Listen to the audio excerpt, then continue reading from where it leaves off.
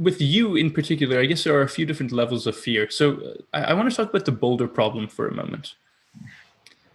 And before I do, can you just provide some context, location, elevation, rock type? Like, just tell us a bit about it. So the Boulder Problem is the most difficult part of Freerider, which is a route of El Capitan, which is solo in the film, Free Solo.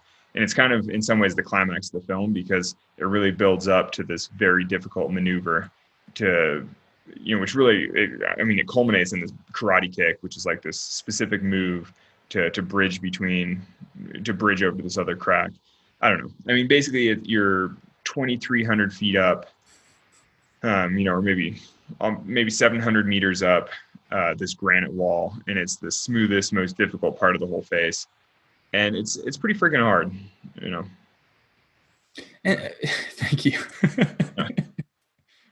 and so, what I'm wondering about, we're talking about fear, and there's fear that is founded, and there's fear that's unfounded.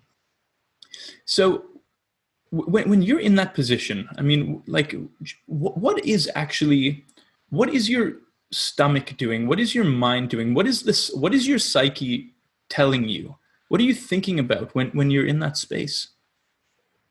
Yeah. So the Boulder Problem had been, was the biggest hurdle, the biggest question mark in all of my preparation for Freerider. It always kind of stemmed around, can I do the Boulder Problem? Will I feel comfortable doing the Boulder Problem? Mm-hmm. And so I didn't go up there for the actual climb until I felt comfortable that I could execute it well and that I would be able to execute it under pressure. So on the day that I did it, there wasn't much going through my mind. The whole point was that I'd already sort of settled those questions, and I just went up there and just did what I was supposed to do.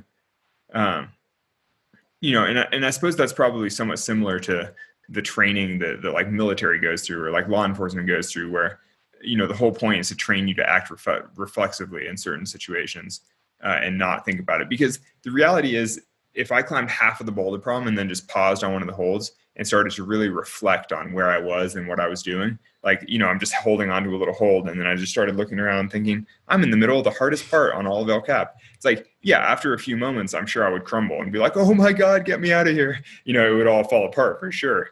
But the point is that because I had prepared mentally ahead of time, I didn't stall out in a situation like that. I knew that I could just climb right through it and do the climb. And so what are you actually thinking about when you're climbing, or specifically on that section? Do you remember like what you're thinking? No. So on something like the Boulder Problem, I'm not really thinking about anything. And that's kind of the whole point, is just that blank execution. And there's no music playing. There's no nothing. It's just your blank execution. Yeah, though oftentimes on easier terrain, I do play music just because it's a nice way to, it's nice to listen to. And it's also a good way for me to keep track of time because I know how long tracks are normally. So it gives me a sense of the pace that I'm climbing at. But so a face like El Cap or the route Freerider can kind of be broken into maybe thirds. It's just the way the route breaks down. Mm-hmm. But so probably a third of it is sort of cutting edge climbing that I had to be 100% focused on. And basically my mind was blank. I was just executing, it's all pretty intense. And then a third of it's kind of more moderate. And then a third of it's like pretty easy actually. And so on that easy terrain, that's where I can be listening to music. That's where I can be enjoying the view. I can look at the birds. I can like yell at other climbers or whatever, it's all like pretty chill. But so for a third of it, I'm just enjoying the experience. And then a third of it, I'm paying attention, but it's still enjoyable. And then for a third, it's like intense and I'm just doing it. Right. What was your first meal that you ate when you finished El Cap? I don't know, actually. I know that the next day happened to be, I guess I must have done it on a Saturday because the next day was Sunday brunch at the Iwani Hotel, which is the really classy hotel in Yosemite Valley. And so the whole film crew went for this really fancy Sunday brunch.